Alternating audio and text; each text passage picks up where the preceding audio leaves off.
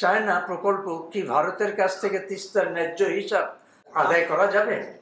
12,000 কোটি টাকার বাজেটের এই প্রকল্প যথেষ্ট ব্যয়বহুল। চীনের মিনসেং ব্যাংকের কাছ থেকে বাণিজ্য সুদ হারের ভিত্তিতে প্রাপ্ত ঋণের এই প্রকল্প বাস্তবায়নের কথা। সংকটে তিস্তা নদী সমাধানের পথ কি? শুধু এই সমস্যা তিস্তারই না, বাংলাদেশের সমস্ত নদী, খাল, বিল, সব জায়গায় একই সমস্যা। চায়নার সমস্যা আর বাংলাদেশের সমস্যা এক না।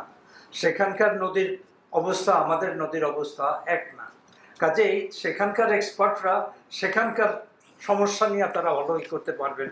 বিবেচনা সমূহের আলোকে এই সভা সরকারকে দেশীয় বিশেষজ্ঞদের নিয়ে একটি তিস্তা নদী কমিশন গঠনের আহ্বান জানাচ্ছে। এই কমিশন পাওয়ার চায়নার তিস্তা প্রকল্পের পর্যালোচনা করবে। পর্যালোচনা শেষে যদি এই কমিশন মনে করে যে পাওয়ার চায়নার বেষ্টনী পন্থা ভিত্তিক প্রকল্পের পরিবর্তে একটি উন্মুক্ত পন্থা ভিত্তিক প্রকল্প প্রয়োজন, তাহলে সেই প্রকল্পের বিষয়ক একটি ধারণাপত্র প্রণয়ন করবে।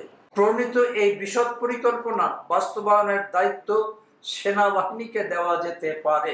কিছুদিন পর পর বা কিছু বছর পর পর বিদেশি কোম্পানির সরবরাহ হতে হবে না।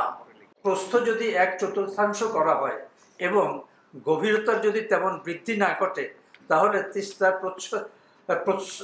প্রস্থচ্ছেদের যে হ্রাস ঘটবে তার দ্বারা তিস্তা কিভাবে বর্ষাকালে এবং হরকা বন্যার বিপুল প্রবাহ ধারণ করবে, এই প্রশ্নটা আপনারা তুলছেন এখানে।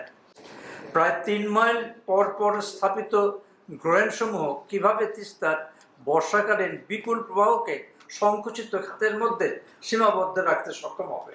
পাওয়ার চায়নার প্রকল্প নিয়ে অগ্রসর হওয়ার আগে এসব প্রশ্ন নিয়ে বিস্তারিত আলোচনা হওয়া দরকার। বাংলাদেশের অভ্যন্তরের নদী খাতের পরিবর্তনের মাধ্যমেই তিস্তার সমাধান করে ফেলা সম্ভব।